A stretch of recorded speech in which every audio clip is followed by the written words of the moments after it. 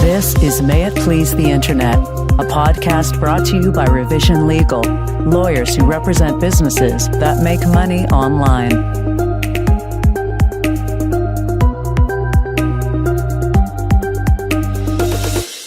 Hey everyone, this is John DiGiacomo, and you are listening to the May It Please the Internet podcast, and I'm joined as always by my business partner, Eric Masterovich. Hey Eric, how are you? I'm doing fantastic. How are you? I'm good. Today we are talking about a favorite topic of mine, which is video games and interactive media, and we're particularly talking about legal considerations for game developers. Eric, did you grow up with Nintendo? What was your video game history? I never had a Nintendo. Only my friends had it, but I did eventually get a Sega Genesis. So I was a big Sonic guy, and then, sports. So I was always playing Madden and NHL and the old NBA games, stuff like that. Man, I used to have Team USA basketball for the Genesis. That was amazing. Was Genesis like the Celtics versus Lakers? Do you remember that? Yeah. Yeah, I think that was it. Yeah. With Larry and Magic, right? Probably. That was probably that era. Yeah, definitely. Well, today we're talking about the modern era, which is much different. Video games and interactive media is a massive industry. We've done a bunch of work in this industry, and I wanted to kind of talk through some of the stuff that we've done and what we've seen and how we think about this process. And I think it's interesting because, you have a whole range of different types of people in this industry. And we've worked with 3 guys who met on a message board, built a team, and created a really interesting, successful product. We've worked with large indie development houses overseas. We've done negotiations with EA, for example, on behalf of a creator. So we've kind of seen the gamut, and now it's particularly easy to build games because of great tools like Unity and Unreal Engine and kind of like all of the existing assets that are out there that allow you to quickly solve programming and design problems that you used to not be able to. And there's just a burgeoning industry where you can sell stuff quickly on Steam or on the Nintendo Switch store or on Xbox Game Pass. And I thought it would be helpful for us to discuss just what we think about when we think about video game development. So let's start with entity formation and kind of corporate governance and investment. So Eric, we're starting a game studio. What's step 1? What do we do? The first step is to figure out who's going to own what and get a formal entity created and document that ownership. Listen, the reality is a lot of projects start without this step being completed. And sometimes it ends up working out fine and everyone sticks to the plan and it's all great. Sometimes that doesn't happen. So I don't think this should be a step that slows people down, but get it in writing. At a very least, get your ownership in writing. Now, what you really should do is get that entity formed, have a formal operating agreement, and if you're taking on investment, get all of this done by a professional. Because if this turns out to be a success, this part of it, if it's not done right, is going to create huge problems down the road. Yeah, I think it cannot be stressed enough. We had a case a few years ago, so relatively recently, where a indie developer was formed by 3 partners, and they wrote this kind of napkin agreement that didn't really specify who owned what. And our client had designed all of the graphics for the game. He was the lead illustrator and artist. And the game started selling. They had entered into an agreement with a publisher. It was selling very well on Steam. And our client came to us and said, hey, I'm not getting paid. I haven't seen a single dime. And so we looked at the issue and we realized that copyright rights had not been assigned to the entity. And that our client was not an employee of the company. He was just an independent contractor. So we were able to get the game down from Steam overnight, which stopped sales. pushed the entire discussion to a head and got our client paid when he wasn't being paid, because otherwise that game wasn't going to go back up and sell. So like in that situation, it would have been better to get all the rights in the right place, get all the corporate documents in the right place, and really ensure that you had adequate rights to sell that game and that there were no issues that would disrupt the sale in the future. So it's very important to get this done at the outset. Yeah, I mean, that's a huge, so many issues flow from the failure to do this first step. What we're talking about is entity formation and an operating agreement. Okay, that most people probably think that's boring, whatever. We all like each other. But when you don't do that, and it's not tied up in who owns what and where are the rights held, now it defaults into a copyright infringement issue where one developer owns the copyright to what he created. And if he pulls the plug, it's over. He has the rights to do that. He created that work. It doesn't belong to anybody else. And I don't think people would expect that outcome from failing to get an LLC in place. They never see it coming. And the same is true for investment. I mean, not getting that LLC or corporate paperwork in order makes investment really difficult, because a sophisticated provider of capital is going to come to a deal and want to see that information. They want to see what is the current capital structure, what is the cap table, where's this investment money going, is there any risk to us because there's not adequate paperwork, or there's some underlying liability that we haven't thought about. So getting this stuff done is, obviously very important for that reason as well. So next we're going to talk about publishing, licensing, and distribution. So the games business it's a lot like the movie business, where you've got creators, you've got publishers, but there's a lot of smaller indie publishers who are just there to help with marketing and getting your stuff on Steam or on some other store. What do you think developers should be thinking about when they talk about getting into a publishing deal or starting to distribute their product? They should be thinking about what kind of control they're going to have, and are they giving up the farm here? I mean, what we often find are people come to us with problems that are somewhat self-inflicted. And then they ask us, how do we correct it? And it's, the vitamins versus the medicine. And taking those vitamins will prevent the problems. And the medicine, you might be in for surgery to correct what went wrong here. But understanding what they're giving away, how much they're getting paid, how long this contract lasts, what are the obligations of the publisher? Are they even forced to hit any targets? Is there any kind of obligations on them to do a good job?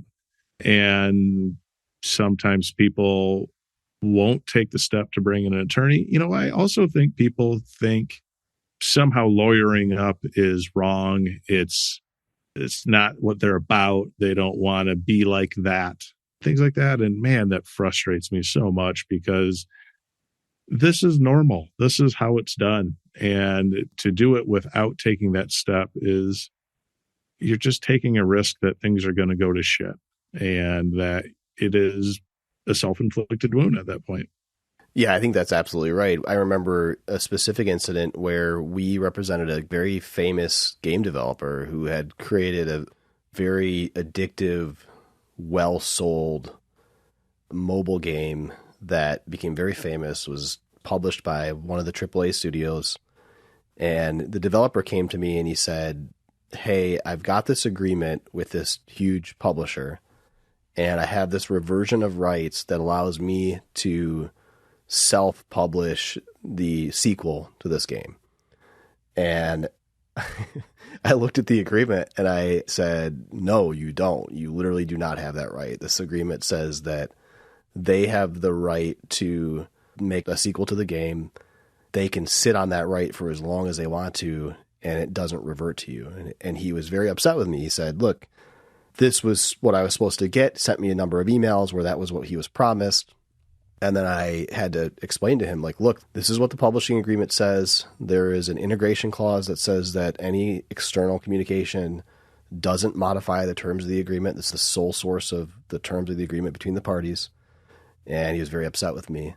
So yeah, not having an attorney present or working on that negotiation with you can be fatal to your ability to make money on some IP that you may have created. Yeah, it's taking that step. It's an added expense. Yeah, it's going to slow things down a little bit. But man, if you have a good relationship with an attorney and stress the importance of timing, I think that's something that we are particularly sensitive to is speed. And if your attorney isn't sensitive to that, then you got to find a new one. It's not unreasonable to come to an attorney and say, this is really important. I really need this done quickly. Tell me how quickly you can do this. Sometimes it is unreasonable to expect an enormous project to be done overnight. It's certainly not unreasonable to have a conversation about how quickly can you get this done realistically. And I usually tell people anytime we have a new project, give me your timetable. I assume the timetable is as soon as possible, but let me know if there's hard deadlines. And people, it's okay to have these kinds of conversations with your attorneys. We want to do whatever you need, and we have to have an open communication about that. I just say that because I think sometimes the attorney-client relationship sometimes is weird, and people may feel uneasy raising that concern or making that demand. Now, other people don't feel any concern at all about making that demand and really push us. That's fine. I'd rather all be on the same page. So get things done. Don't let the fear of this is going to take too long just set you up for failure later. Yeah, I agree entirely. And the publisher is certainly going to have representation. So they have a whole legal department that's set up to ensure that they have what they need to publish games. So it's important for you to have that type of representation on your side as well. Next, let's talk about legal compliance and regulation. There's a push in recent years to better regulate the games industry with respect to things like microtransactions and privacy law, age rating, loot boxes, sweepstakes, gambling laws, those types of things. And I think it's important to make sure that you understand your obligations as a developer or as a publisher to comply with these laws, and where the line is drawn between games of skill, games of chance, what you can do with respect to biometric information or collecting information from your users to be used in game, or facial recognition, or whatever it might be. And it's kind of an open world currently, so I suspect we'll see more regulation within this category soon.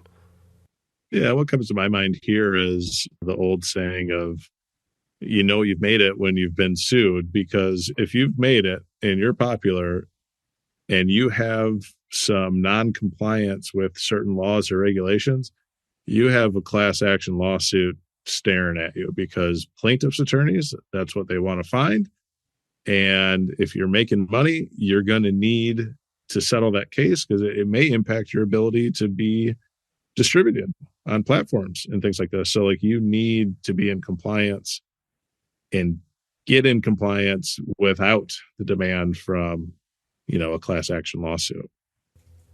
Yeah. So let's talk about employment, because I think it's another area of concern that developers never really think about. And we talked a little bit earlier about assigning copyright rights and independent contractors versus employees, but just simple things like getting agreements in place, making sure that if you are using external developers to produce assets for you, that you have adequate rights to those. Or if you are working with employees, having adequate employment policies and human resource policies and helping you resolve employment disputes. Those are the areas where I think you should be looking for legal advice and legal help.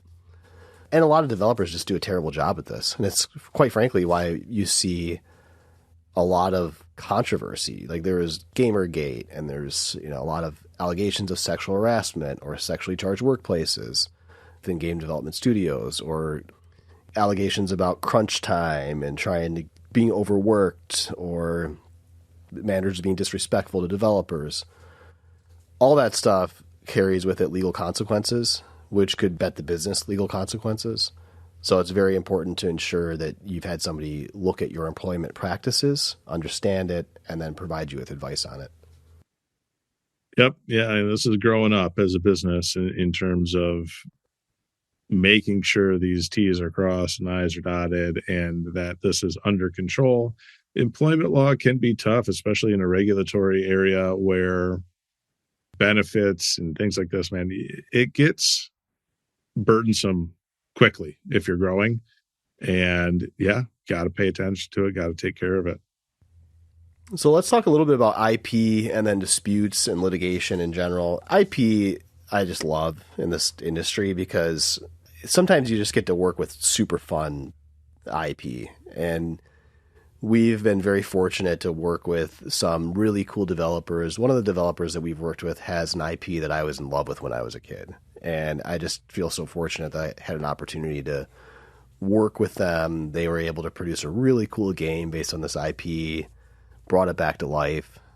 So again, this is an area where an attorney can really help you. You have to identify what you have and then protect it. And it's just that simple. So things like trademark registration, international trademark registration, copyright registration of main characters, storylines, creative assets, scripts, etc. Those are places where we can really help. And it's an area that obviously if you are building a business based around IP, you really have to take seriously. And you just have to get it done right at the outset. Yeah, and I think it's a good idea in this kind of setting to really have a good relationship with your attorney where you can have conversations about IP and get a little bit of understanding of how things work. Because when you're able to just kind of diagnose, oh, this is the time to talk to someone a little bit faster and a little bit better. This is a protectable asset. This is kind of going too far, or is this going to having those ability just to, have dinner, have some drinks with your attorney or whatever, and understand how this whole thing works. It gives you that little bit of an advantage in knowing kind of what buttons to press and how to build this business. Like you said, it's almost entirely dependent on this IP and having a comfortable understanding, not saying you need to be an expert, but a comfortable understanding of the basics of how this stuff works I think will really give you an advantage going forward. Yeah, completely agreed. And also, it's really important to ensure that your attorney understands your IP and your industry, because when it comes to litigation, you are going to have somebody with deep knowledge of not just how your industry works, but how IP problems arise within your industry. So a great example is Bungie's lawsuit against cheaters. Eric, you looked at this recently, but if you don't understand how cheating works within a Bungie game like Destiny 2, then how are you going to prosecute an IP case about it? Like you need somebody that can dig into the details and understand what does a cheat look like? Where is it sold? Where does the revenue go? How do I freeze the revenue? How do I ensure that this doesn't happen again? How do I chase it down quickly? Whether it's cheats or a leak, whether it's like source code leak or just general like BitTorrent piracy, you're going to need somebody who can quickly and efficiently solve those problems for you, and not somebody that has no relationship to that industry and doesn't really get how those things work. Yeah, that's a good point. The getting to know each other really is a two-way street. And I want to learn, and whoever your attorney should be genuinely interested in your business and how it works. And that's not just putting on the charm at dinner. That is what you said. We want to know these things because it helps us give you better advice to truly know how the product works, how it comes to be, all the moving pieces that get to that end product. That's when we can provide the best advice. And I think the final category that we should talk about is M&A. M&A is very rampant in this industry. There's been a lot of acquisitions recently, though they were AAA acquisitions, with Microsoft talking about buying Activision Blizzard and acquisition of the Call of Duty franchise. And there's a lot of antitrust activity around these acquisitions recently. What do you think these clients, these smaller developers should know about M&A work? Yeah, I mean, M&A, I think not most, but listen, if you plan on selling a business one day, then you should have this conversational talk about what is this process. And you should have that early. And so you should know, well, here's where I need to get my house in order for it to be ready for due diligence, right? And then time goes on, then you have a more discussion of what is due diligence. And then you get into, well, how is this agreement actually structured? And what am I on the hook for? It doesn't all have to come at once, but that baseline of I roughly know what is coming will allow you to keep things in order, especially for due diligence, because there's due diligence. All the topics we just discussed is going to deep dive into each one of them. And having your ducks in a row of these are the documents regarding regulatory issues. Here is our cap table and our investment contracts. Getting all of that together and keeping it organized, you're a more attractive asset to buy. Of course, the numbers are the most important part, but if someone lifts the hood and it's a complete shit show, you're going to have a problem selling your business. Yeah, the same is true for IP. If you don't have your IP protected, registered, cleared, you're going to have a hell of a time selling a game business, because that's what they're looking for. You can replace a developer, you can replace 100% of a studio and immediately sub in most cases, a successful studio in its place. Although now I'm saying this, I'm thinking of examples where that didn't work, but you could do that theoretically. But if you don't have the IP, you're just not worth anything. Your business is not worth anything at all to acquiring company. So securing that IP is just absolutely key, and I cannot stress enough how seriously you should take it early on in your business. Absolutely. Well, thanks, Eric. I think that's somewhat helpful. Again, this is the May It Please the Internet podcast. That's all we have for today, and we look forward to you listening next time.